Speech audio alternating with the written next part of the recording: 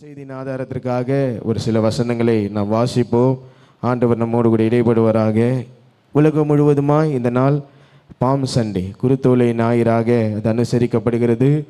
ஆண்டவராக இயேசு கிறிஸ்துவனுடைய சிலுவை மரணத்திற்கு முன்பாக இருக்கிற அந்த ஒரு வாரம், அந்த கிட்டத்தட்ட ஒரு 6 நாட்கள் ஆண்டவனுடைய என்னென்ன காரியங்களை அவர் செய்தார், அவர் என்னென்ன அந்த எருசலேம் பகுதியில் அவர் செய்த ஊழியங்கள் என்ன என்பதை குறித்து இந்த வாரம் முழுவதுமாய் நம் வேதத்திலிருந்து நாம் அறிந்து கொள்வோம், கற்றுக்கொள்வோம்.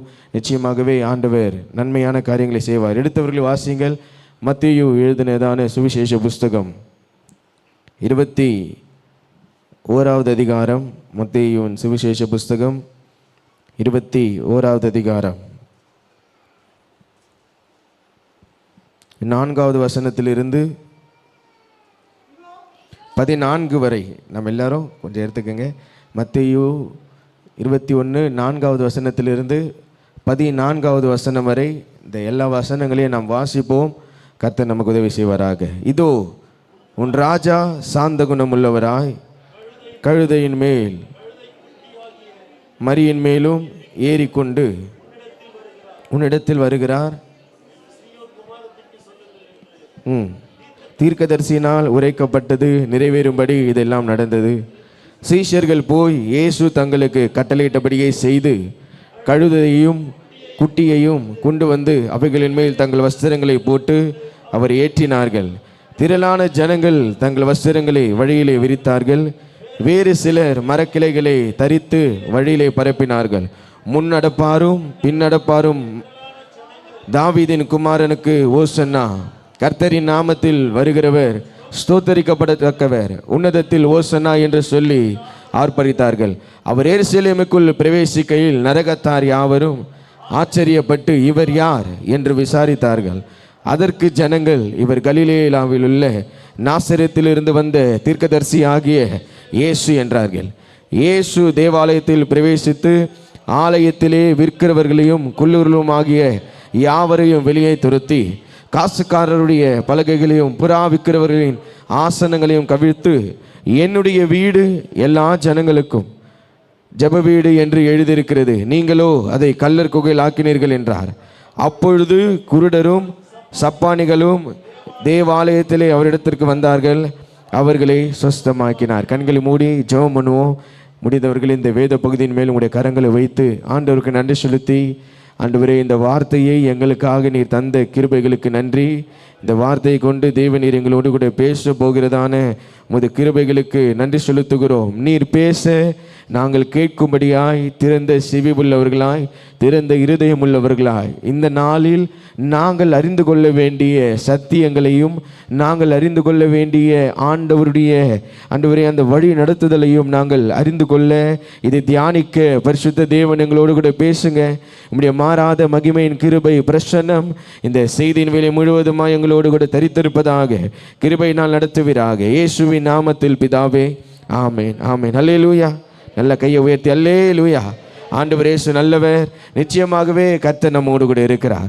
இந்த வேத பகுதியை நாம் வாசிக்கும் போது உலகம் முழுவதுமாய் சொல்லப்படுகிறது போல இந்த குருத்தோலையை ஞாயிறு அன்று இந்த சம்பவம் நடக்கிறது. ஆண்டவர் சிலுவையில் வெள்ளிக்கிழமை மரிப்பதற்கு முன்பாக அவர் தன்னுடைய ஊழிய பாதையெல்லாம் முடித்து அவர் எருசலேமுக்குள்ளாக அவர் வருகிறார். இந்த அதிகாரத்தில் 1வது வசனத்தை நாம் வாசிக்கும் போது, அவர் எருசலேமுக்கு சமீபமாய் சேர்ந்து ஒலிவமலைக்கு அருகாமல் பெத்கேயாவுக்கு வந்தபோது என்று சொல்லப்பட்டிருக்கிறது. அப்போ ஆண்டவர் இப்போது எருசலேமுக்குள்ளாய் அவர் வருகிறார்.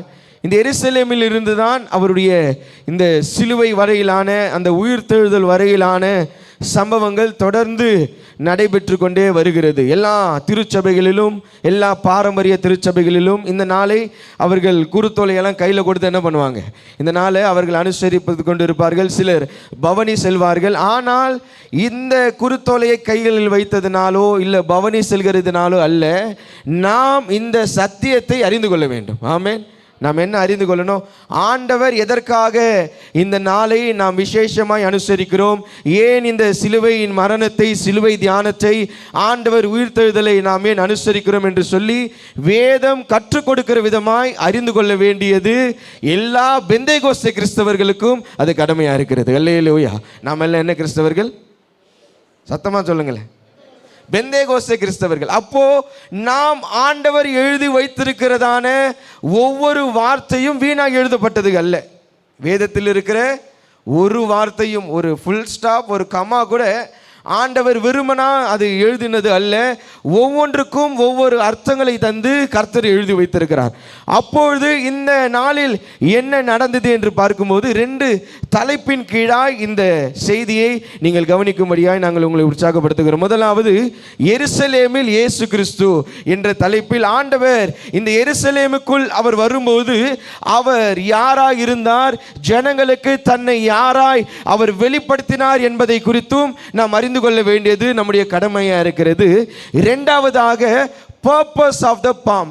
இந்த குருத்தோலை ஞாயிறு அன்று என்னுடைய நோக்கம் என்ன, நான் நிறைவேற்ற வேண்டிய காரியம் என்ன என்பதை குறித்தும் தேவன் நமக்கு கற்றுக் கொடுக்கிறார். நோக்கம் இல்லாமல் ஒரு மனிதனும் இந்த உலகத்தில் ஆண்டவர் பிறக்கவும் செய்யவில்லை. நோக்கம் இல்லாமல் எந்த காரியத்தையும் ஆண்டவர் வேத புஸ்தகத்தில் அவர் எழுதி வைக்கவில்லை. சிலுவை மரணம் என்பது இயேசுவுக்கு மாத்திரம் வைத்த ஒரு நோக்கம் என்று யாரும் என்ன அந்த எண்ணத்தோடு கூட நம்ம வாழ்க்கையை முடித்து விடக்கூடாது. அவர் தன்னுடைய நோக்கத்தை நிறைவேற்றினார். ஆமென். அல்லேலூயா, அல்லேலூயா, அல்லேலூயா. இயேசு இந்த உலகத்திற்கு வந்த பிரதானமான நோக்கம், அவர் கல்வாரி சிலுவையில் மரித்து மனுஷனுடைய பாவங்களை சுமந்து, அக்கிரமங்களை சுமந்து, அவனுக்கு ஒரு மீட்பை கொடுத்து, மீண்டுமாய் உயிரோடு எழுந்து, அவர் மீண்டும் ராஜாதி ராஜாவாய் வந்து நம்மை அவரோடு கூட கூட்டி சேர்க்க வேண்டியது ஆண்டவருடைய பிரதான நோக்கம். அதை தேவன் ஒவ்வொரு நாளும் நிறைவேற்றி கொண்டே இருக்கிறார். அல்லேலூயா. இந்த வேதத்தை வாசிக்கிற நாம், இந்த ஆண்டவருடைய ரட்சிப்பை பெற்ற நாம், ஆண்டவரிடத்திலிருந்து விடுதலை பெற்ற நாம், விசேஷமாய் ஆண்டவர் அருளினதான இந்த அபிஷேகத்தை பெற்ற நாம், இந்த வேத புஸ்தகம் நமக்கும் ஒரு நோக்கத்தை வைத்திருக்கிறது. அல்லேலூயா, ஆமென். நம்முடைய வாழ்க்கையில் ஆண்டவர் ஒரு பர்பஸை வச்சிருக்கிறார். நாம் செய்ய வேண்டிய நோக்கம் என்ன, என்னென்ன காரியங்களை நான் நிறைவேற்ற வேண்டும். விசேஷமாக இந்த நாளில் நாம் பார்க்கும்போது இந்த சம்பவத்தின் அடிப்படையிலும் இன்று நாம் சொல்கிறது போல இந்த குருத்தோலை ஞாயிறு இந்த ஏன் ஆண்டவர் வைத்திருக்கிறார் என்றால், விசுவாசிகளாகிய தேவ பிள்ளைகளாகிய நாமும் இந்த நாளில் நிறைவேற்ற வேண்டிய நோக்கம் ஒன்று இருக்கிறது. அல்லேலூயா. இது 2 காரியங்களையும் அறிந்து கொள்ள கர்த்தர் நமக்கு உதவி செய்வார். தொடர்ந்து இந்த பகுதியிலிருந்து சில வேத வசனங்களை கவனித்து வாருங்கள். ஆண்டவர் நிச்சயமாக உங்களோடு கூட பேசுவாராக. ஹல்லேலூயா. முதலாவது, இயேசு யாராய் அவர் எருசலேமுக்கு அவர் பிரவேசித்தார் என்று நாம் பார்க்கும்போது, இது எல்லாம் நீங்கள் அறிந்த காரியம் தான். மறுபடியும் நான் என்ன பண்ணுறேன், உங்களுக்கு நினைவுபடுத்துகிறேன். ஏதோ புதுசாக ஒரு சாப்டர் எடுத்து பைபிள் இல்லாத ஒரு கதையை எடுத்தெல்லாம் பேசலை. நம்ம அநேக முறை வாசித்த, அநேக முறை கேட்ட காரியங்களை மீண்டுமாய் நமக்கு நினைவுபடுத்துகிற ஒரு சூழ்நிலையை தேவன் நமக்கு தருவாராக. வாசிப்போமாக அதே 21வது அதிகாரம் 4வது வசனத்தை. இதோ உன் ராஜா, அற்புதமானது, இதோ உன் ராஜா. முதலாவது, இயேசு எருசலேமுக்குள் அவர் யாராய் உட்பிரவேசிக்கிறார்? அவர் ராஜாவாய் பிரவேசிக்கிறார். Jesus as a king. அவர் யாராய் பிரவேசிக்கிறார்? ராஜாவாய். நம்முடைய வாழ்க்கையில் நாம் எல்லாரும், இங்கே இருக்கிற நாம் எல்லாரும் அறிந்து கொள்ள வேண்டிய ஒரு பிரதான சத்தியம் என்ன தெரியுமா? எனக்கு இருக்கிற ஒரே ராஜா அவர் என் ஆண்டவராகிய இயேசு கிறிஸ்து. விசுவாசிக்கிற நல்ல கையை உயர்த்தி ஒரு ஆமென் சொல்லுங்களேன். என்னுடைய வாழ்க்கையில் எனக்கு இருக்கிற ஒரு பிரதான மேய்ப்பன், என்னை ஆளுகிற ஒரு பிரதான ராஜா அவர் இயேசு கிறிஸ்து. ஹல்லேலூயா. ஆனால் இந்த ராஜாவினுடைய தன்மை எப்படி இருக்குன்னு சொல்லி நீங்கள் பார்க்கும்போது, சாந்த குணமுள்ளவராய் கழுதையின் மேலும் கழுதை குட்டியாகிய மரியின் மேலும் ஏறிக்கொண்டு. அப்போ நம்ம ராஜா எப்படி அவரை அடையாளப்படுத்துகிறார், அவருடைய ஐடென்டிட்டி எப்படி காட்டுறாரு தெரியுமா? கழுதையின் மேலே வராராம். இதில் சில நேரத்தில் சிலர் சொல்லுவாங்க, அவர் தாழ்மையின் அதனால தான் எங்கே வர்றாரு.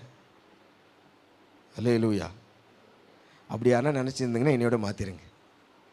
அவர் ரொம்ப தாழ்மையானவருங்க, அதனால தான் எதில் வராரு.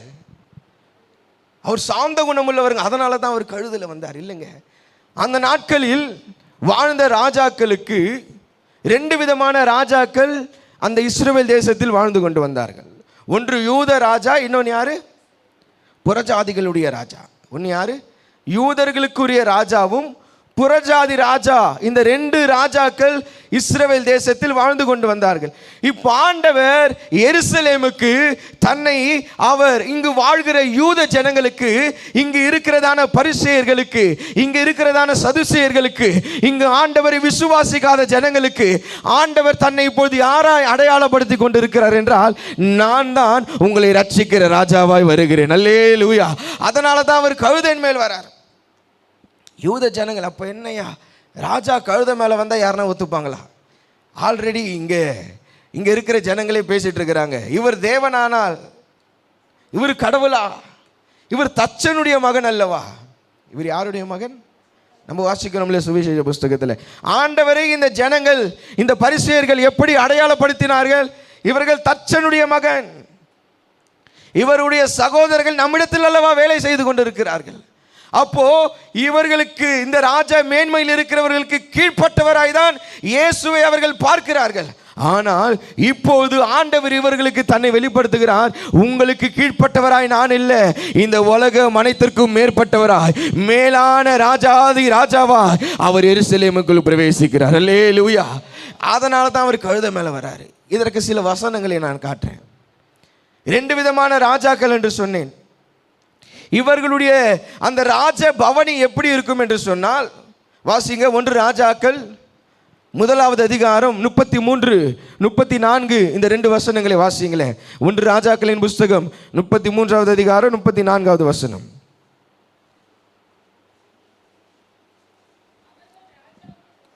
அவர்கள் ராஜாவுக்கு முன்பாக பிரவேசித்த போது ராஜா அவர்களிடம் நோக்கி, எல்லாம் அங்க வாசிக்க, என் குமாரனாகிய சாலமோனை என் கோவேறு கழுதையின் மேல் ஏற்றி அவனை சீகோனுக்கு அழைத்து கொண்டு போங்கள். அங்கே ஆசாரனாகிய சாதோக்கும் தீர்க்கதரிசியாகிய நாத்தானும் அவனை இஸ்ரவேலின் ராஜாவாக அபிஷேகம் பண்ண கடவார்கள். அல்லேலூயா. ஆண்டவர் இந்த இடத்துல பார்க்கும்போது தாவீது தன்னுடைய குமாரனாகிய சாலமோனை ராஜ மேன்மை அடையும்படியாய், ராஜாவாய் அபிஷேகம் பண்ணும்படியாய் அவன் கொண்டு போகிறான். எப்படி கொண்டு போனாரு? கோவேறு கழுதையின் மேல். நியாயாதிபதிகளின் புஸ்தகம் 5 அதிகாரம் 9, 10 ஆகிய வசனங்களை வாசிங்களேன்.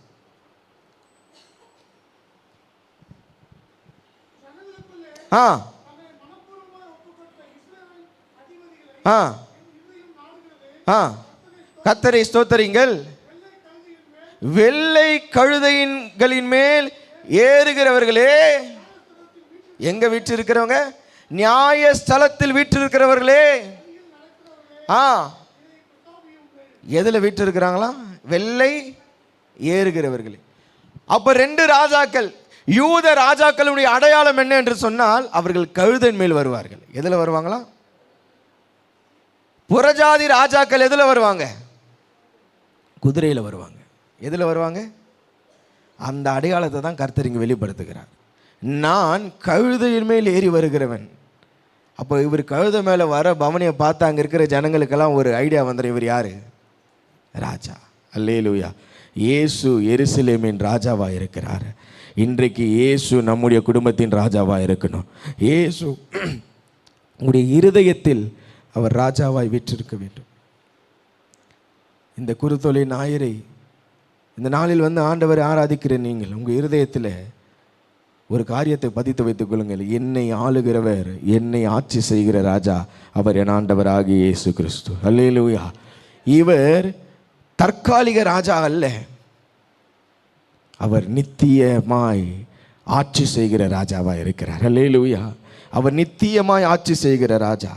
நான் இப்படி விசுவாசிக்கிறேன், என்னுடைய ஆண்டவர் கழுதை குட்டியின் மேல் ஏறி வரும்போது அவருக்கு தெரியும் நான் எங்கே போகிறேன். சிலுவைக்கு போகிறேன். எங்கே போகிறேன்? சிலுவைக்கு போகிறேன். நான் எதில் மறிக்க போகிறேன்?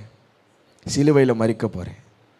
நான் இப்படி விசுவாசிக்கிறேன், ஆண்டவர் இந்த ராஜபவனி வரும்போது இந்த வெற்றி பவனி வரும்போது அவருக்குள்ள ஒரு எண்ணம் வந்திருக்கும், நான் சிலுவையின் குற்றவாளியாய் மரிக்கப் போவதல்ல, நான் சிலுவையில் ராஜாவாய் மரிக்கப் போகிறேன். அல்லேலூயா. எல்லா கரங்களை உயர்த்தவர் ஆமென் சொல்லுங்களேன். என்னுடைய ஆண்டவர் குற்றம் செய்தவராய் அவர் சிலுவையில் மரிக்கவில்லை. நாம் ஆராதிக்கிற இயேசு கிறிஸ்து அவர் ராஜாதி ராஜாவாய் கர்த்தாதி கர்த்தராய் அகிலத்தையும் ஆளுகிற தேவனாய் அண்ட சராசங்களை உண்டாக்கின ஒரே மெய்யான தேவனாய் அவர் கல்வாரி சிலுவையில் மரித்து அவரே முழு உலகத்திற்கு ராஜா என்பதை வெளிப்படுத்தி இருக்கிறார். நம்புறவங்க நல்லா 2 கையை தட்டி ஆண்டவருக்கு ஒரு நன்றி செலுத்துங்களேன். நான் ஆராதிக்கிற ராஜா அவர் கழுதை குட்டியின் மேல் வருகிற ராஜா அல்ல, அவர் சிலுவையில் எனக்காக மரித்த நித்திய ராஜாவா இருக்கிறார். அல்லேலூயா. அவர் எதுல வந்தாரா? கழுதையில போறாரு. எப்போ? எருசலேமுக்குள்ள வரும்போது. அவர் மீண்டுமாய் ராஜாதி ராஜாவாய் வருவார். அப்போ எப்படி வருவார்னு வெளிப்படுத்தின விசேஷத்தில் வசனம் சொல்லுது, வெள்ளை குதிரையில் வருகிறார். எதில் வராராம்? எந்த ராஜாக்கள் குதிரையில் வருவாங்கன்னு சொன்னேன்? புறஜாதியான. இப்போ அவர் எதில் வராரு? ஏன் தெரியுமா? புறஜாதிகளாகிய நம்மை மீட்டெடுக்கும்படியாய் அவர் மீண்டுமாய் ராஜாதி ராஜாவாய் அவர் குதிரையில் அவர் மீண்டுமாய் இந்த உலகத்திற்கு வந்து நம்மை கர்த்தர் ஆட்சி செய்ய அவர் வல்லமையுள்ள தேவனாக இருக்கிறார். அல்லேலூயா. ஆமென். என் ஆண்டவர் அவர் ராஜா. இரண்டாவது, அவர் எருசலேமுக்குள் அவர் யாராய் பிரவேசிக்கிறார் என்று நாம் வாசிக்கும் போது அது 21வது அதிகாரம் 9வது வசனத்தை வாசிங்களேன்.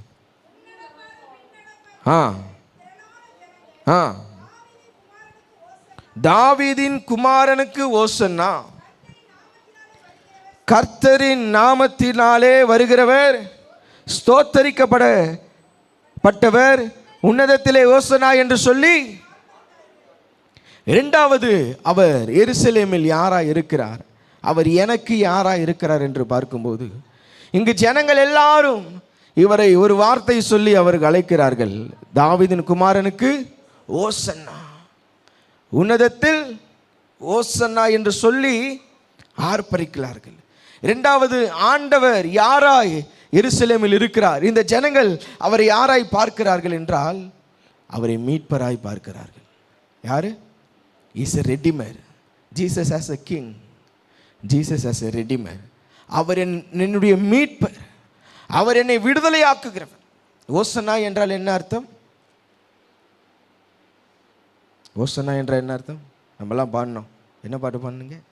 ஓசன்னா ஜெயமே, ஓசன்னா ஜெயமே, உற்சாகமாக பாடணும்ல. ஓசன்னா என்றால் என்ன அர்த்தம் என்று தெரியுமா?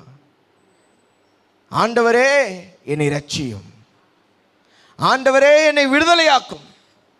அப்போ இந்த ஜனங்கள் எல்லாருக்கும் இப்ப என்ன தேவை தெரியுமா? ஒரு ரட்சிப்பு தேவை, ஒரு விடுதலை தேவை. இப்ப இவர் அந்த கழுதை குட்டியின் மேல் இவர் பவனியாய் வரும்போது இந்த முழு ஜனங்கள், திரளான ஜனங்கள் இப்போது இயேசுவை யாராய் பார்க்கிறார்கள்? ராஜாவாய் பார்க்கிறார்கள். ஆகவே இவர்கள் என்ன ஆர்ப்பரிக்கிறாங்க? ஓசன்னா.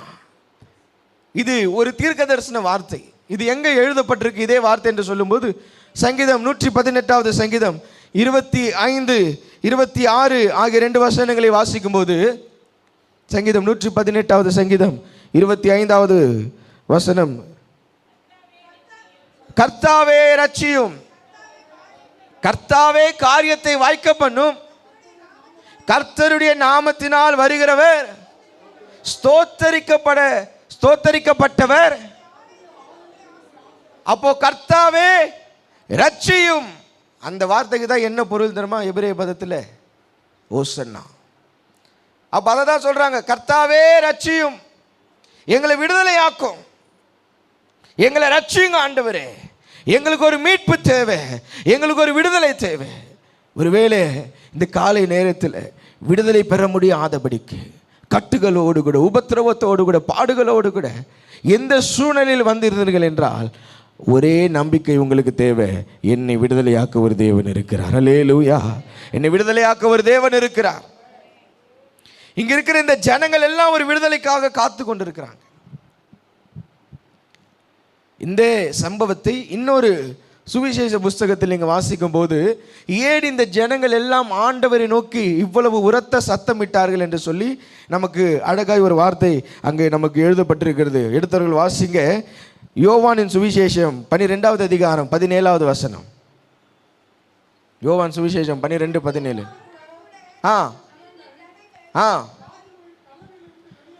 அவர் லாசருவை கல்லறையிலிருந்து வெளியே அழைத்து அவனை உயிரோடு எழுப்பினார் என்று.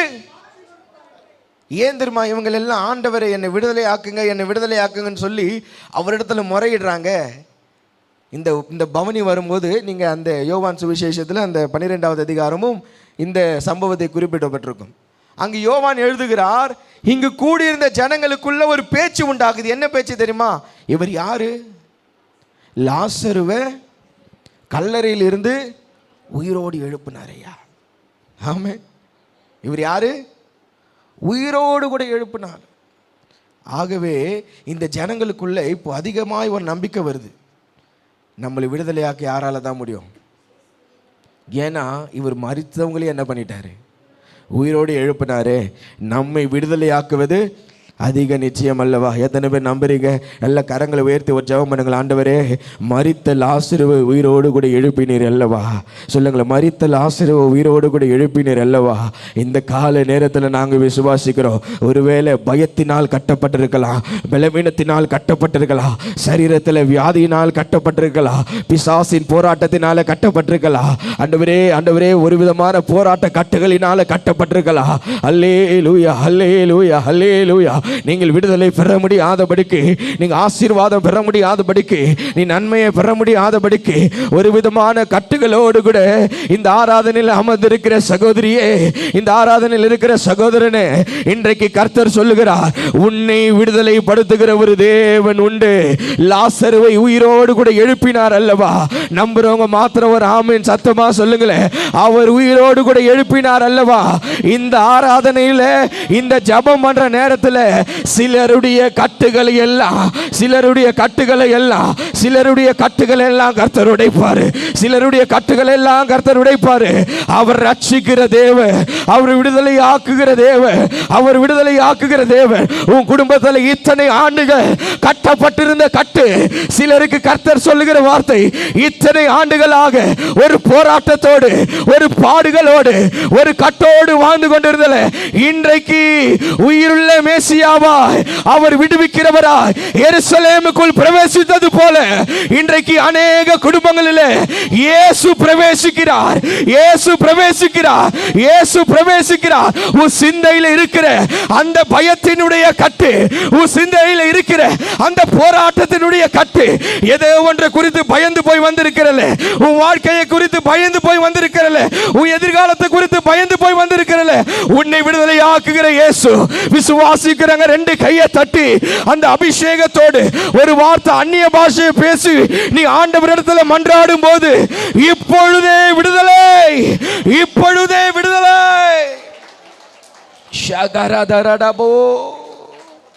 அவர் விடுதலை ஆக்குகிற தேவன். ஹல்லேலூயா. அவர் விடுதலை ஆக்குகிற தேவன். அதனால தான் ஜனங்களுக்குள்ள ஒரு பெரிய நம்பிக்கை வந்துடுச்சு. ஓசன்னா என்று அழைத்தார்கள். கர்த்தாவே, என்னை ரட்சியும் ஆண்டவரே. ஹல்லேலூயா. எத்தனை பேர் சொல்றீங்க, என்ன ரட்சிங்கப்பா, என்ன ரட்சிங்கப்பா? நிச்சயமான ஒரு விடுதலை ஆண்டவர் தருவார்.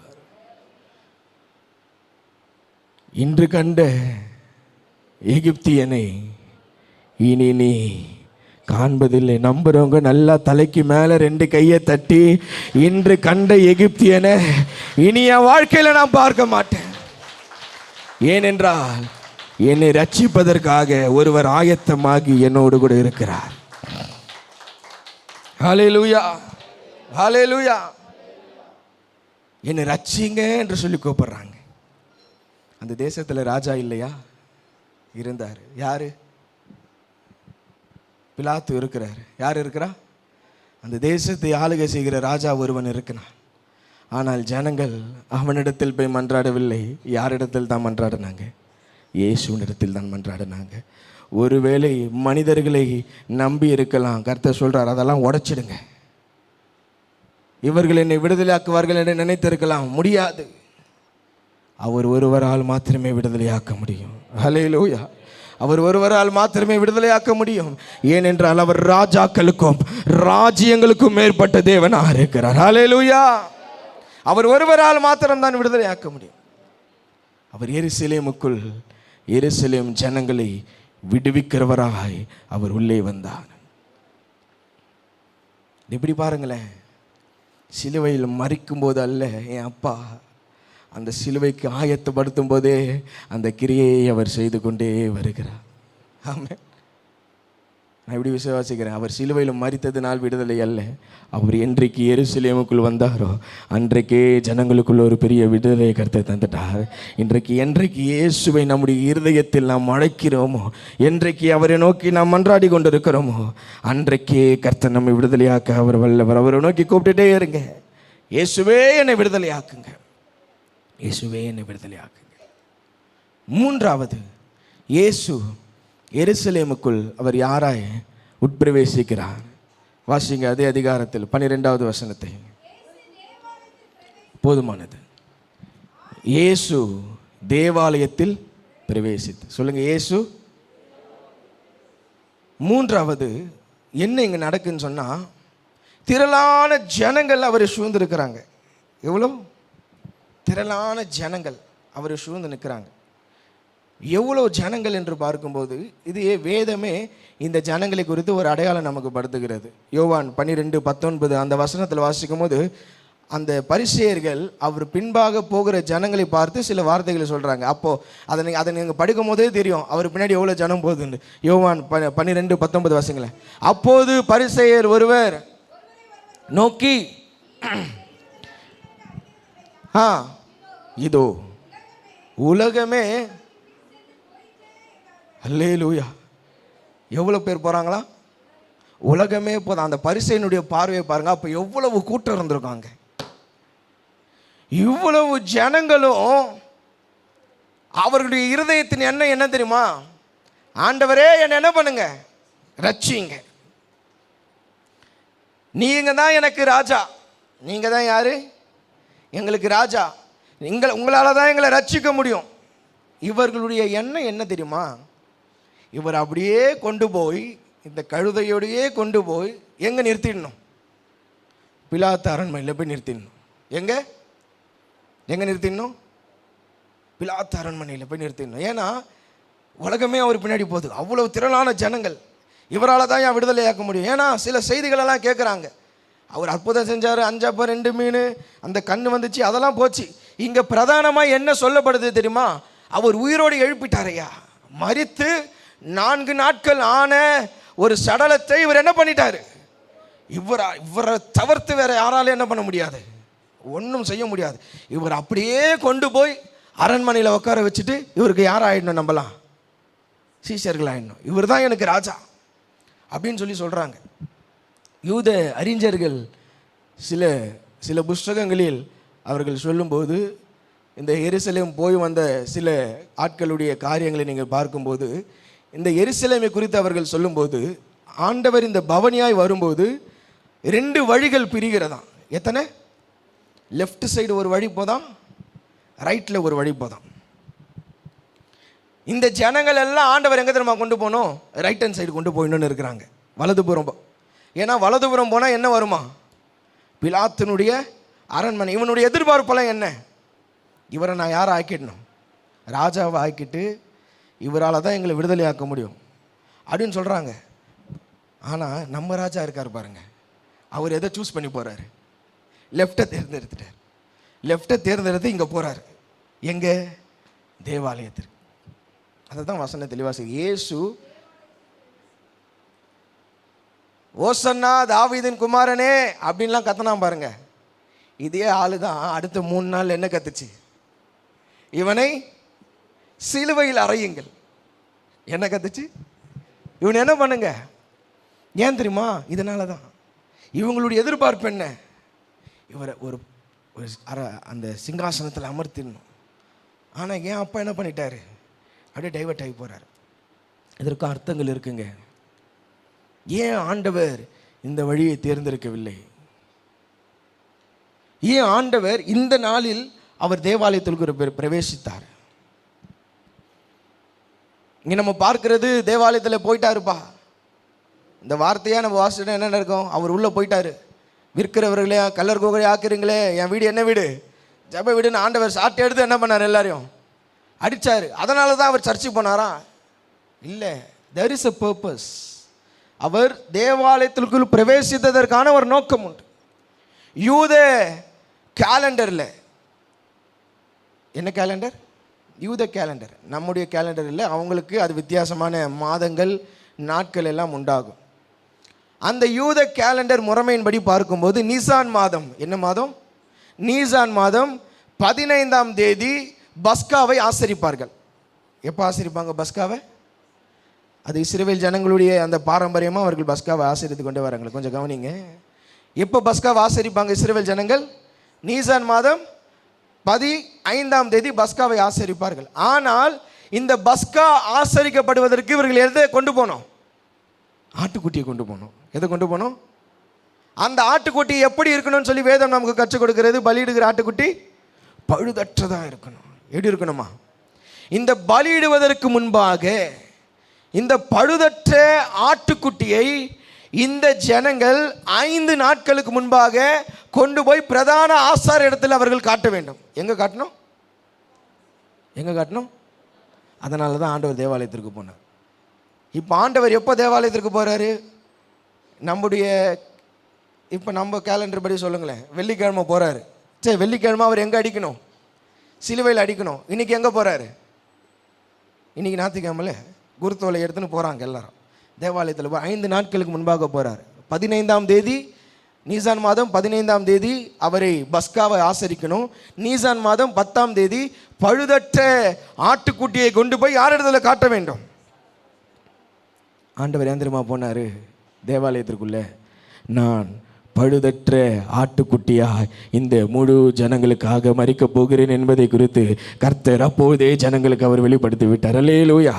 அவர் Jesus as a king, Jesus as a redeemer, Jesus as a living sacrifice. அவர் ஜீவனுள்ள பலியாய் அவர் எருசலேமுக்குள் பிரவேசிக்கிறார். அல்லேலூயா. இந்த காலை வேளையில் நம்ம விசுவாசிக்க வேண்டியது என்ன தெரியுமா? எனக்காய் அடிக்கப்பட்ட ஜீவனுள்ள பலி என் ஆண்டவராகிய இயேசு கிறிஸ்து. அல்லேலூயா, அல்லேலூயா. இவரும் ராஜமேன்மை தரித்து கொண்டார். இப்பதானே சொன்னேன், அவர் அந்த பக்கம் போகாம இந்த பக்கம் போனார். இப்ப என்ன ராஜமேன்மையை தரித்து கொண்டார். என்னுடைய ராஜாவும் அவர் ராஜமேன்மை அடைந்தார். அவர் இந்த ஜனங்களுடைய சொல்படி அவர் கேட்டு அந்த வழியாய் பிரவேசித்திருப்பார் என்றார். அவர் யூதருக்கு ராஜாவாக இருந்திருப்பார். அவர் யாருக்கு ராஜாவாக இருந்திருப்பார்? யூதருக்கு ராஜாவாக இருந்திருப்பார். ஆனால் என் ஆண்டவர் அந்த வழியாய் பிரவேசிக்காமல் தேவ ஆலயத்திற்குள் பிரவேசித்ததினால் அவர் யூதருக்கு ராஜா அல்ல, முழு உலகத்திற்கும் ராஜாவாக இருக்கிறார். அல்லேலூயா, அல்லேலூயா.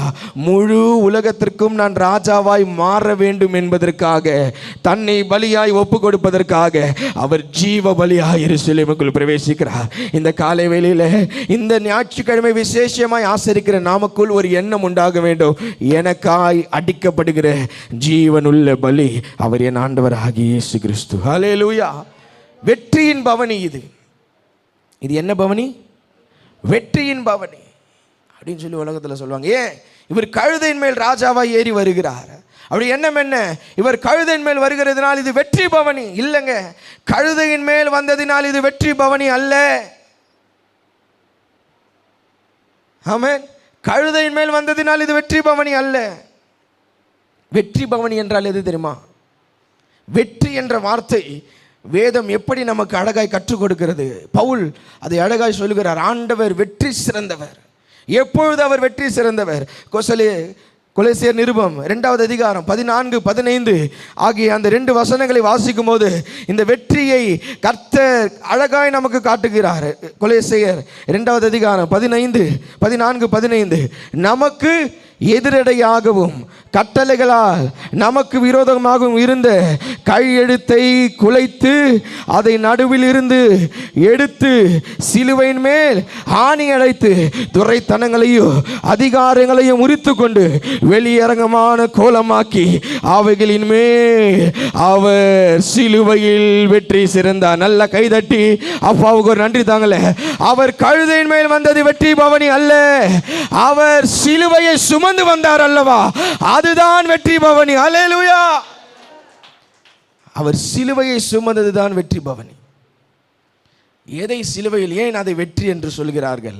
நமக்கு விரோதமாய் இருந்த எல்லா கையெழுத்துகளையோ, எல்லா வார்த்தைகளையோ, எல்லா அவதூறான பேச்சுகளையோ, எல்லா மாம்ச கிரியைகளையும், எல்லா துரத்தனங்களையும், எல்லா அதிகாரங்களையும் அவர் வெளியரங்கமான கோலமாக்கி அவைகளின் மேல், எது மேல?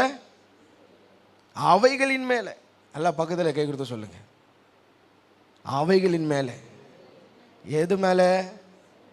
நீங்கள் நான் சொல்கிற மாதிரி சொல்லுங்கள். நீங்கள் சில நேரத்தில் சொல்கிறீங்களே, சொல்லுங்கள், காது கேட்கலைங்க எனக்கு. நீங்கள் சொல்லுங்கள், பக்கத்தில் கைப்பிடிச்சி சொல்லுங்கள், நல்ல சத்தமாக தான் கொஞ்சம் சொல்லுங்களேன். நீங்கள் சில நேரத்தில் சொல்கிறீங்களே, ஐயோ என்னை யாரும் ஏதோ பண்ணிட்டாங்க,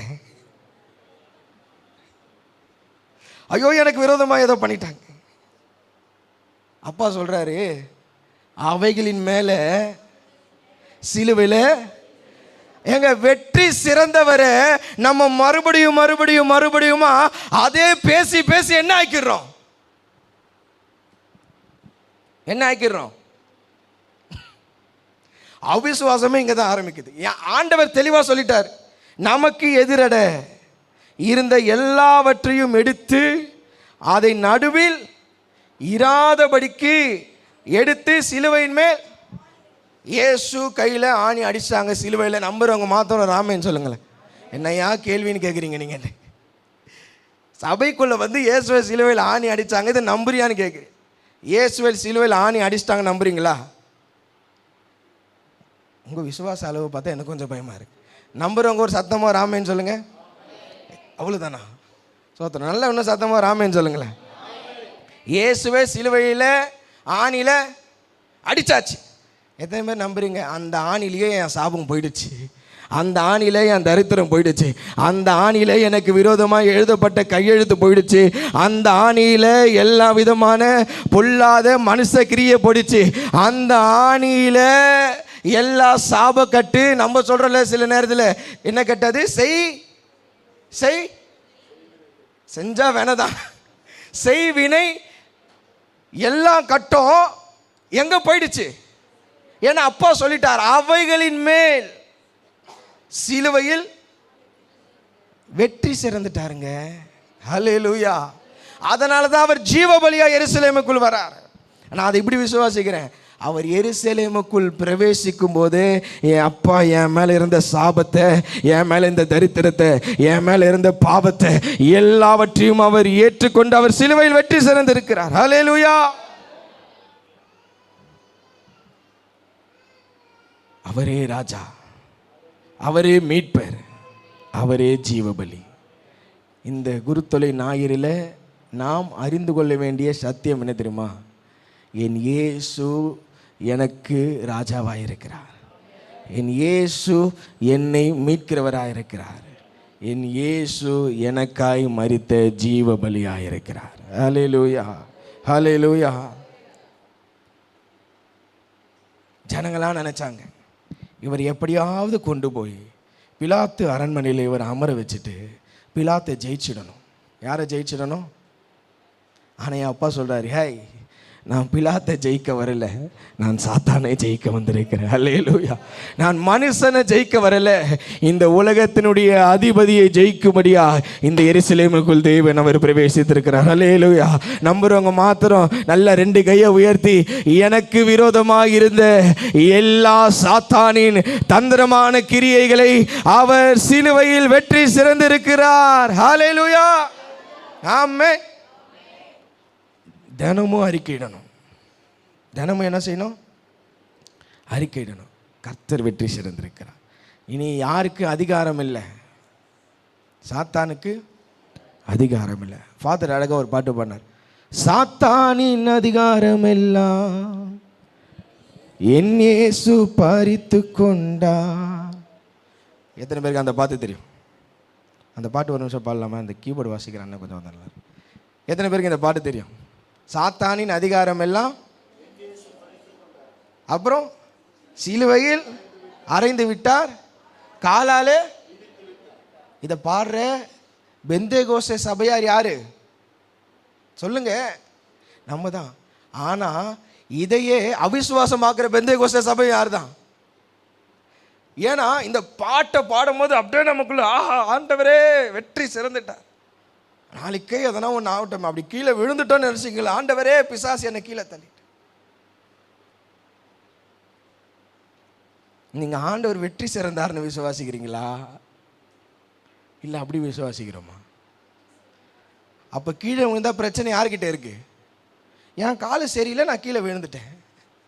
என் நட சரியில்லை, நான் போகிற ரூட்டு சரியில்லை, நான் செய்கிற காரியங்கள் சரியில்லை, அதெல்லாம் நான் எங்கே ஆயிட்டேன்? உடனே நமக்கு, நான் எப்பவுமே கொஞ்சம் விளையாட்டாக சொல்லுவேன், பண்ணுற தப்பெல்லாம் நம்ம பண்ணிட்டு பழி யார் மேலே போடுவோம்? உங்களுக்கே தெரிஞ்சிருக்காது. பண்ணுற தப்பெல்லாம் யார் மேலே இருக்கும்? நம்மளே பண்ணிடுவோம். ஆனால் பழி யார் நமக்கு? அவன் பேசவும் மாட்டான், எதுவும் பண்ண மாட்டான், பிசாசு பண்ணிட்டான். அவன் யோசிப்பான், ஆண்டவரே நீர் என்ன கீழே தள்ளிட்டீரு. ஆமாவா இல்லையா? நீர் என்ன கீழே நசிக்கிட்டீரு, எனக்கு தலையும் இல்லை. அப்படித்தானே பைபிள் சொல்லுது. எனக்கு என்ன இல்லை?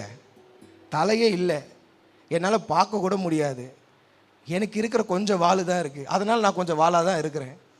நீர் என்ன கீழே தள்ளி வச்சிட்டு.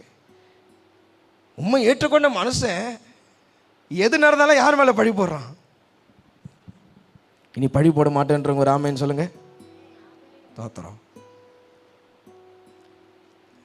என் அப்பா வெற்றி சேர்ந்துட்டாரு, அதனால் அவர் பிள்ளையாக இருக்கிற நானும் யாராக தான் இருப்பேன்? வெற்றியாளராக இருப்பேன். சேர்ந்து அந்த வரியை மட்டும் நம்ம பாடி ஆண்டவர் நாம தெய்வத்தில்லாமா முடிஞ்சா நல்லா கை தட்டி, கிறிஸ்துவுக்குள் வாழும் எனக்கு. எல்லாம் நல்லா கை தட்டலாமா? உண்மையா கர்த்தர் வெற்றி சிறந்தவர், அவர் ஜெய கிறிஸ்து. சாத்தானின் அதிகாரம் எல்லாம் என் நேசர் பறித்து கொண்டு. உங்க சத்தம் கேட்கட்டுமே. என் இயேசு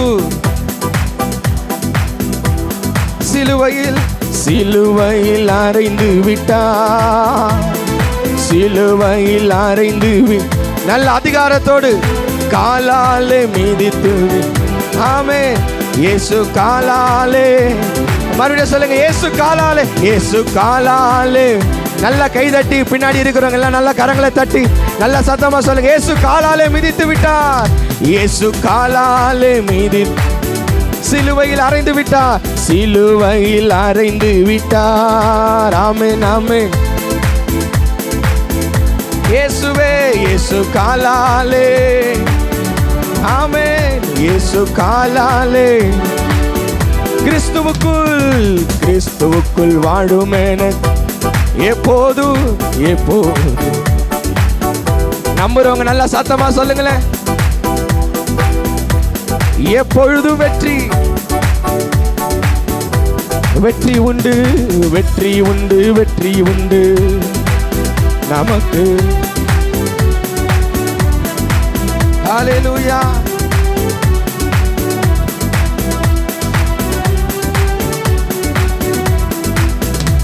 ஆமென்.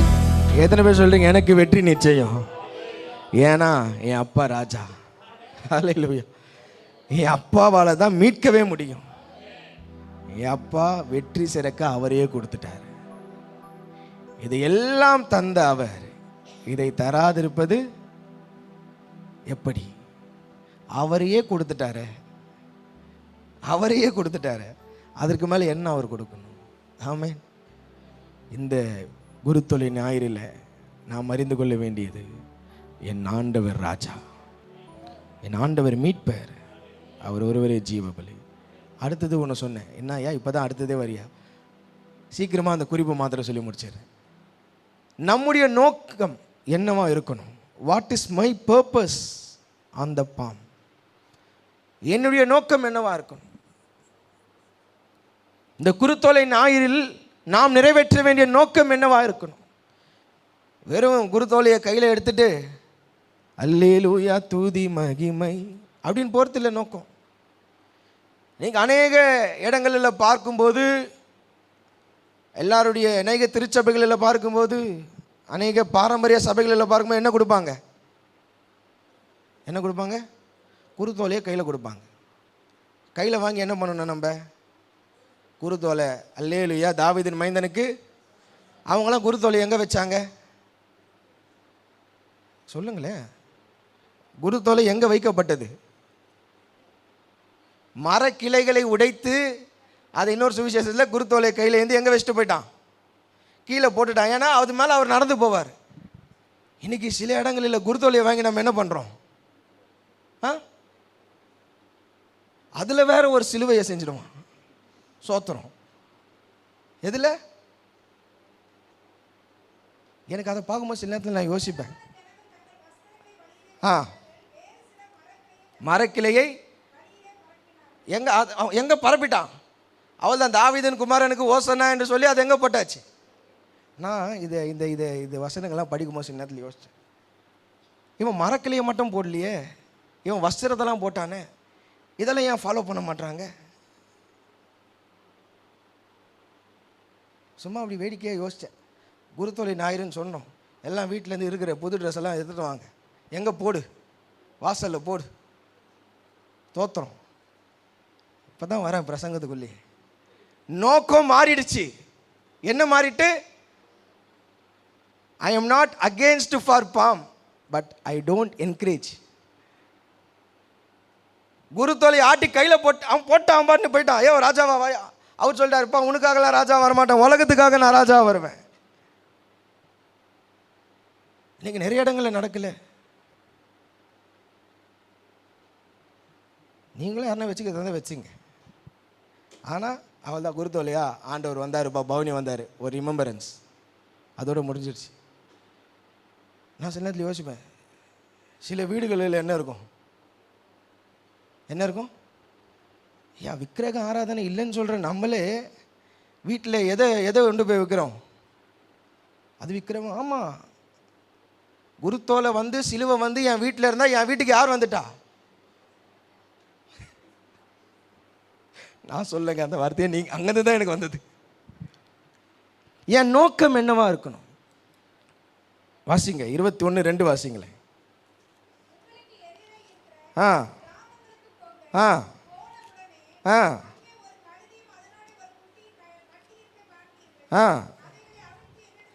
அவைகளை அவிழ்த்து என்னிடத்தில் இதில் நோக்கம் இருக்குங்க. இந்த வார்த்தையில் குருத்தோலை ஞாயிறு அன்று இந்த ஆராதனையில் இருக்கிற நீங்கள் இந்த நாளினுடைய நோக்கம் நிறைவேற்றணும். என்ன தெரியுமா? The act of faith. விசுவாசத்தின் கிரியை செய்கிறவர்களாக இருக்கணும். யாராக இருக்கணும்? அப்பா என்ன சொன்னார் சீஷருங்க கிட்ட 2 பேரை கூப்பிட்டு? என்னங்க சொன்னார்? 2 பேரை கூப்பிடுறாரு, நீ எங்கே போ, கிராமத்துக்குள்ளே போ, அங்கே போய் என்ன பண்ணு?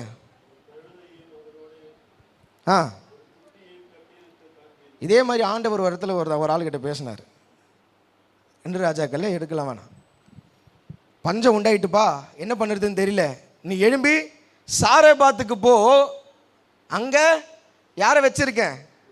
ஒரு விதவையை வச்சுருக்கேன், ஒரு விடோ இருக்கா. அதனால் எலியாக்கா அது எப்படி இருந்தது? ஈஸியாக இருந்தது. இங்கே என்னம்மா சொல்கிறாரு? ஒரு கிராமத்திற்கு போ, ஒரு கழுதையும் இருக்கும், அது குட்டியும் இருக்கும், அது என்ன பண்ணு? அவிழ்த்து கொண்டு இங்கே வா.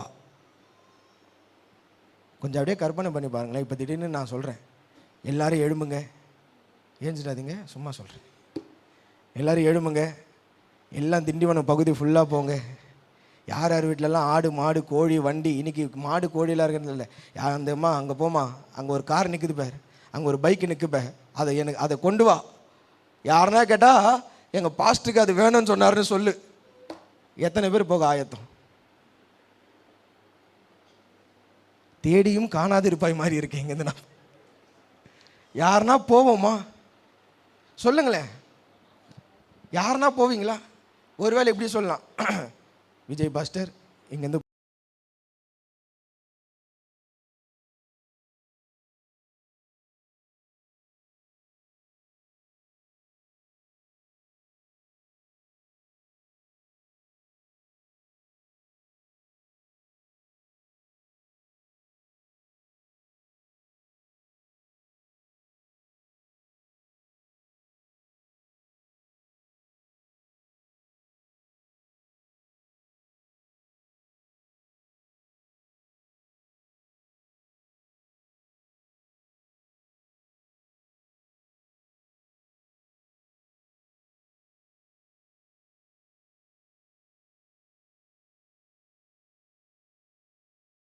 விசுவாசத்தை பாருங்க.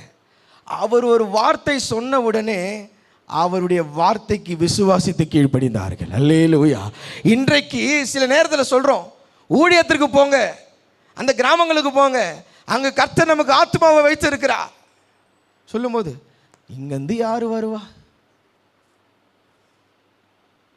விசுவாசித்து போங்க, உங்களுக்கு கர்த்தர் அங்க ஆத்துமாக்களை ஆயத்தப்படுத்தி வைத்திருக்கிறார். அல்லேலூயா.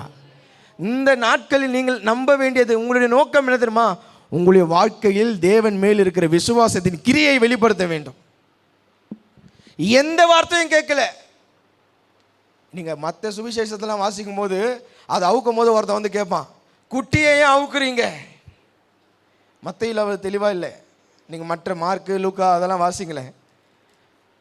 மார்க்கு 11, லூக்கா 19, யோவான் 12 இந்த அதிகாரம் அதெல்லாம் இந்த சம்பவத்தை இருக்கு. குட்டியை அவுக்கிற அவன் சொல்றான், என் ஆண்டவர் கேட்டார், அவுத்துட்டு போ, கொண்டு போ.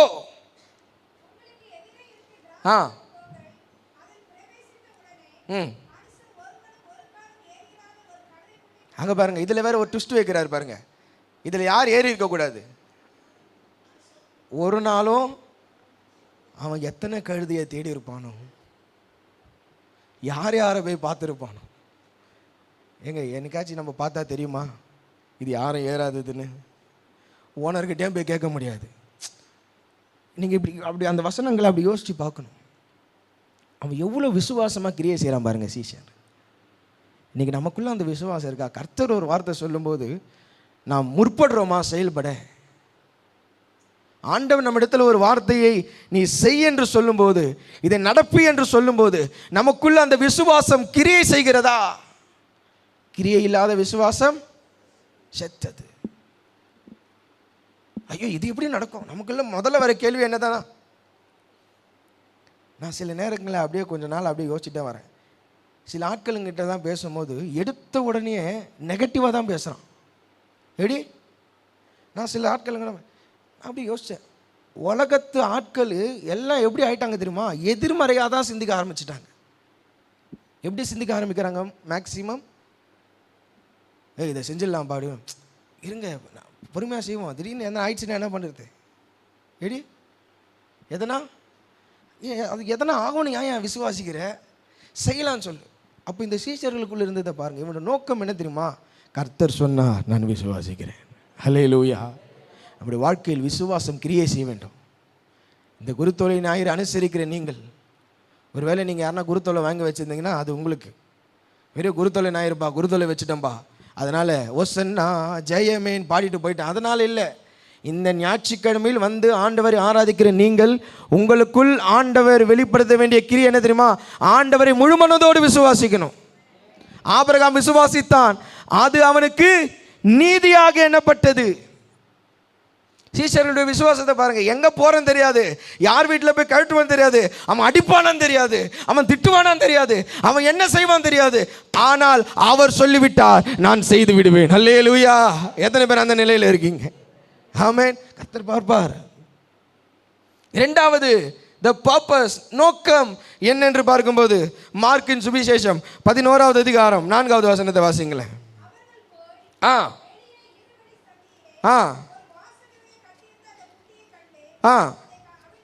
அதை அவிழ்த்தார்கள். அதை அவிழ்த்தார்கள். இன்றைக்கு ஒரு நோக்கத்தை கர்த்தர் நமக்கு தந்திருக்கிறார். கட்டப்பட்டு இருக்கிறவர்களை விடுதலையாக்க வேண்டும். ஆமென். நம்முடைய வாழ்க்கையில் நம்முடைய பிரதான நோக்கம் என்ன தெரியுமா? கட்டப்பட்டு இருக்கிற ஜனங்களை விடுதலையாக்க வேண்டும்.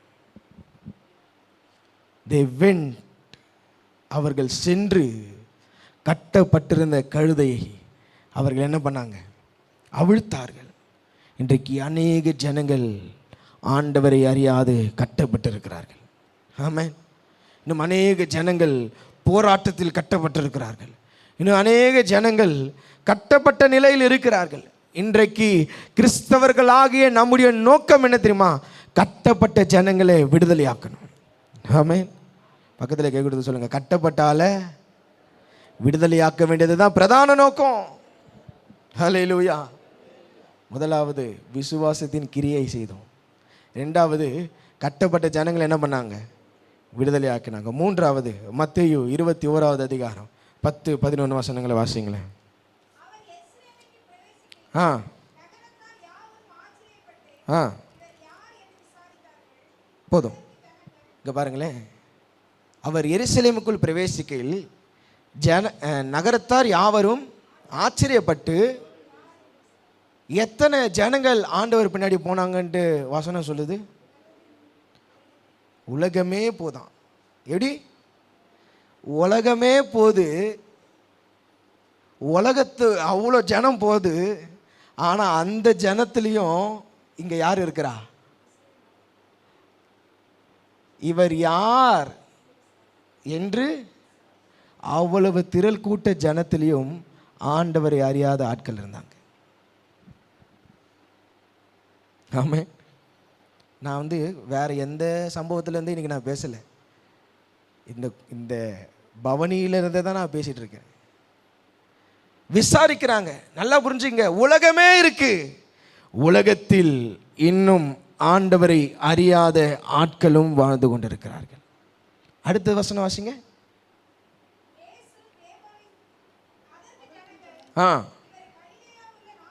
இவர் கலிலேயாவில் உள்ள நாசரேத்திலிருந்து வந்த இயேசு என்றார்கள். ஹல்லேலூயா. மூன்றாவது நோக்கம் என்ன தெரியுமா? அறியப்படாத ஜனங்களுக்கு தேவனை அறிவிக்க வேண்டியது நம்முடைய கடமை. The purpose of the palm. ஆண்டவரை அறியாத ஜனங்களுக்கு போய் சொல்லணுங்க. இங்க அதுதான் நடக்கு. உலகமே அவர் பின்னாடி போகுது. ஆனா அவர் பின்பாக வருகிற ஜனங்களிலும் அவரை இன்னும் அறியாதவர்கள் வாழ்ந்து கொண்டிருந்தார்கள். அதே போலதான் நாம் வாழுகிற பட்டணத்திலும் கிராமங்களிலும் தெருக்களிலும் இன்னும் ஆண்டவராகிய இயேசுவை அறியாதவர்கள் நம்மோடு வாழ்ந்து கொண்டிருக்கிறார்கள், நம்மோடு பழகி கொண்டிருக்கிறார்கள், நமக்கு அருகாமையில் இருக்கிறார்கள், நம்முடைய சொந்த பந்தங்களாகவே இருக்கிறார்கள். இந்த ஞாயிற்றுக்கிழமை ஒரு தீர்மானம் எடுங்கள். ஆண்டவர் இந்த ஞாயிறை எனக்கு வைத்ததான ஒரு பிரதான நோக்கம் என்னென்று தெரியுமா? அறியப்படாத ஜனங்களுக்கு அண்டையில் சென்று இவர்தான் தீர்க்கதரிசி ஆகிய இயேசு கிறிஸ்து, இவர்தான் இரட்சகர் ஆகிய இயேசு கிறிஸ்து, இவர்தான் மீட்பர் ஆகிய இயேசு கிறிஸ்து என்று அறிவிக்க வேண்டிய ஒரு பிரதான வேலையை தேவன் இந்த காலை நேரத்தில் இந்த திருச்சபைக்குள் அமர்ந்து கொண்டிருக்கிற ஒவ்வொரு விசுவாசிகளுடைய கரத்தில் கர்த்தர் கொடுத்திருக்கிறார். எத்தனை பேர் இந்த வேலையை செய்ய ஆயத்தம்? ஹல்லேலூயா.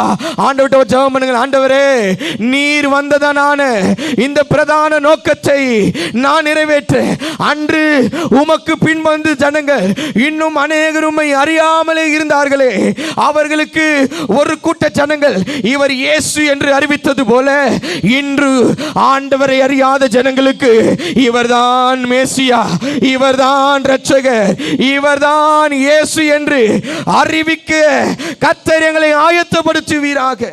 ஹல்லேலூயா. இதுதாங்க நோக்கம். முதல் நோக்கம் விசுவாசத்தின் கிரியை செய்யணும். இனிமையாக வருஷத்தில் ஒரு நாள் பாம் சண்டேன்னு போஸ்டர் அனுப்புவாங்க. பாம் சண்டேன்னு சொல்லுவாங்க, வந்துட்டேன், பாம் சண்டே முடிஞ்சிருச்சு, அப்புறம் குட் ஃப்ரைடே வந்துடுச்சு, அதுக்கப்புறம் ஈஸ்டர் வந்துடுச்சு, அதுக்கப்புறம் வாரம் மாதிரி ஞாயிற்றுக்கிழமை வந்துடுச்சு. அப்படியே போகக்கூடாது. எதற்காக நான் வந்து அமர்ந்து ஆண்டவரை ஆராதிக்கிறேனோ அந்த நோக்கத்தை நிறைவேற்றணும். உங்கள் விசுவாசம் கிரியை செய்யணும். ஆமென். கட்டப்பட்ட ஜனங்களை கண்டுபிடிங்க. எத்தனை பேருக்கு இன்னும் விடுதலை ஆகாத ஜனங்களை எனக்கு தெரியும் பாஸ்டர், ஒரு 2 பேராச்சும் எனக்கு தெரியும், இன்னும் விடுதலை ஆக்க முடியாமல் இருக்கிற ஜனங்க ஒரு 2 பேராச்சும் எனக்கு தெரியும் அப்படின்னு சொல்கிறவங்க மாத்திரம் கொஞ்சம் வலதுக்கு உயர்ந்து காட்டுங்களேன். சில காரியங்கள் இருந்து இவங்க விடுதலை பெறலை, ஒருவேளை அவங்களுக்கு வியாதி பலவீனம், பிசாசின் போராட்டம், இந்த மாதிரிலாம் விடுதலை பெறாத ஜனங்கள்லாம் இருக்கிறாங்க. எனக்கு ஒரு 2 பேராச்சும் தெரியும்னு சொல்கிறவங்க மட்டும் கை உயர்த்து காட்டுங்களேன். கை உயர்த்து காட்டுங்க, நல்லா கை தூக்குங்க. ஒரு சிலர்லாம் கை தூக்குறீங்க. விடுதலை ஆகாத இருக்கிற ஜனங்கள் உங்களுக்கு தெரியறதில்ல, அவங்க கட்டப்பட்டிருக்காங்கன்னு தெரியுதில்ல. அப்போ உங்களுடைய வேலை என்ன தரமாக இருக்கணும்? இவர்கள் அண்டையில் போய் சீஷர்கள் அவர்களுடைய கட்டுகளை அவிழ்த்தது போல கிறிஸ்துவனுடைய சீஷராக இருக்கிற நாம் அவருடைய கட்டுகளை அவிழ்க்கணும். ஆண்டவர் அறியாத ஜனங்க கிட்ட நான் ஒரு 2 பேருக்கு சேர்த்து நான் டெய்லி பேசுவேன்னு சொல்கிறாங்க மாத்திரம் கை தூக்கி காட்டுங்க. இயேசுவை அறியாத ஜனங்க ஒரு 2 பேர்கிட்ட நான் தினமும் பேசுவேன். கை தூக்கி காட்டுங்க, பயப்படாதீங்க, நல்லா தூக்குங்க. எப்பவுமே நல்லா இப்படி தூக்கணும். இவ்வளோ தானா? மற்ற எல்லாரும் ரசிக்கப்பட்ட ஆள்கிட்ட தான் பேசுகிறீங்களா டெய்லி? நல்லா கரங்களை உயர்த்துங்க. வாலிப பிள்ளைங்களா பேச மாட்டீங்களாம்மா? தம்பிங்களா நல்லா கை இப்படி இப்படி நல்லா இப்படி உயர்த்தி காட்டுங்க. இன்னும் ஆண்டவர் அறியாத ஜனங்க இடத்துல நான் தினமும் ஒரு 2 பேருக்கு சேர்த்து பேசுவேன். அப்போது உங்களுடைய நோக்கம் என்ன தெரியுமா இருக்கணும்? அவர் இயேசு, அவர் இரட்சகர், அவர் மீட்பர் என்று அவரிடத்தில் போய் சொல்லணும். ஆமே. கடைசியாய் குருத்தொலி ஏந்தி ஜனங்கள் சொன்னார்கள், தாவீதின் குமாரனே என்னை இரட்சியும். அது சிலுவைக்கு முன்பாக, அது சிலுவைக்கு முன்பாக இன்னும் அறையப்பட்ட இயேசு அவர் மரித்தவராய் இல்லை, அவர் உயிரோடு கூட எழுந்திருக்கிறார். உயிரோடு எழுந்த இயேசுவுக்கு முன்பாக ஜனங்கள் குருத்தோலையை பிடிக்கிறார்கள். எப்படி தெரியுமா? என்னை ரட்சிங்கன்னு சொல்லலை. வாசிங்க வெளிப்படுத்தின விசேஷம் 7வது அதிகாரம் 9-10 வசனங்களை வாசிங்களேன். ஆ ஆ ஆ ஆ ஒருவனும் எண்ணக்கூடாததுமான திரளான கூட்டமாகிய ஜனங்கள் வெள்ளை அங்கியை தரித்து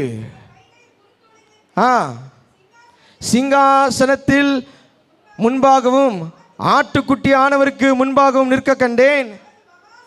அவர்கள் மகா சத்தமிட்டு இரட்சிப்பின் மகிமை சிங்காசனத்தின் மேல் வீற்றிருக்கிற எங்கள் தேவனுக்கு எங்கள் ஆட்டுக்குட்டியானவருக்கு உண்டாவதாக என்று ஆர்ப்பரித்தார்கள். அல்லேலூயா. இப்போ குருத்தோலையை பிடித்து ஜனங்கள் ஆர்ப்பரிக்கிறார்கள். ஓசன்னா, தேவனே என்னை ரட்சியும் என்று அல்ல. அழகாய் வார்த்தை சொல்லுகிறது, அவர்கள் மகா சத்தமிட்டு ரட்சிப்பின் மகிமைக்காக, என்னை ரட்சித்ததற்காக நன்றி செலுத்தி தேவனை மகிமைப்படுத்தி கொண்டே இருந்தார்கள். இந்த காலை நேரத்தில் இந்த ஆராதனையில் வந்திருக்கிற நீங்கள், ஆண்டவரே என்னை ரட்சியும் என்று அல்ல, என்னை ரட்சித்ததற்காக நன்றி அப்பா என்று சொல்லி ஒரு ஆர்ப்பரிப்பின் துணியோடு கூட தேவனுக்கு நன்றி செலுத்த விரும்புகிறவர்கள் இருக்கிற இடத்துல எழுந்து நின்றவர்களாக 2 கையை உயர்த்தி அந்த குரு தோலையை பிடித்து வெள்ளை அங்கியை தரித்தவர்களாய் ஆட்டுக்குட்டி ஆனவருக்கு முன்பாக, ஆண்டவரே என்னை ரட்சித்ததற்கு நன்றி என்று சொன்னார்களே. எத்தனை பேர் சொல்றீங்க இந்த காலை நேரத்தில் அவர் சிலுவையில் மரித்து எனக்கு ரட்சிப்பை உண்டு பண்ணினாரு, எனக்கு ரட்சிப்பை உண்டு பண்ணினாரு. நல்ல கொஞ்ச நேரம் வாய் திறந்து ஆண்டவருக்கு நன்றி செலுத்துங்களேன். ஆண்டவருக்கு கொஞ்ச நேரம் நன்றி செலுத்துங்களேன். ரட்சிப்பின் மகிமைக்காக ஒரு ஆர்ப்பரிப்பின் சத்தம் உண்டாவதாக. ரட்சிப்பின் மகிமைக்காக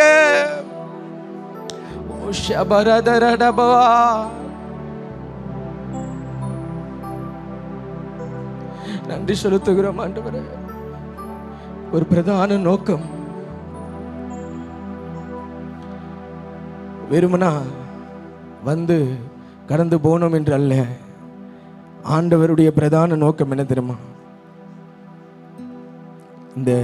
அந்த பவனியிலேயே ஆண்டவர் கற்றுக் கொடுக்கிறார். வேதம் அழகாய் எழுதி வைத்திருக்கிறது. அறியப்படாத ஜனங்கள், திரள் கூட்டம் போதுங்க, உலகமே போதும் வசனம் சொல்லுது. ஆனா அங்கேயும் ஆண்டவர் அறியாத சிலர் இருக்கிறாங்களே, அங்கேயும் அந்த சிலுவையின் அன்பை அறியாதவர்கள். கொஞ்சம் யோசிங்களேன். அன்றைக்கு அவர்கள் சிலுவையின் காட்சியை காணலை. அன்று அவர்களுக்கு ரத்தம் சிந்தப்படவில்லை. ஆனால் இன்று நமக்காய் ஒரு புது உடன்படிக்கை ரத்தம் சிந்தப்பட்டிருக்கிறது அல்லவா? இன்னமும் ஆண்டவர் அறியாத ஒரு கூட்ட ஜனம் வாழ்ந்து கொண்டிருக்கிறது. தேவ அன்பை உணராமல் வாழ்ந்து கொண்டிருக்கிறார்களே, விடுதலை பெற முடியாதபடி வாழ்ந்து கொண்டிருக்கிறார்களே. அவர்களை விடுதலையாக்க வேண்டிய வேலையை தேவன் உங்களிடத்தில் அல்லவா கொடுத்திருக்கிறார். இத்தனை பேர் சொல்றீங்க, ஆண்டவரே விசேஷமாக இந்த ஆராதனைக்கு வந்த நாங்கள் வெறுமனாய் கடந்து போகாதபடிக்கு என் உள்ளத்தில் ஒரு தீர்மானம், ஆண்டவரை அறியாத ஜனங்களுக்கு, கட்டப்பட்டிருக்கிற ஜனங்களுக்கு நான் இயேசுவை கொண்டு போவேன். வருகிற சிலுவை தியான ஆராதனையில் அவர் எனக்கு செலுத்தின கிரயத்திற்காக ஆண்டவர் எதிர்பார்க்கிறது ரட்சிக்கப்படுகிற ஒரு பாவி நிமித்தம் பரலோகம் மிகுந்த சந்தோஷம். இன்றைக்கு ஆண்டவருக்காக வாழ, ஆண்டவருக்காக வேலை செய்ய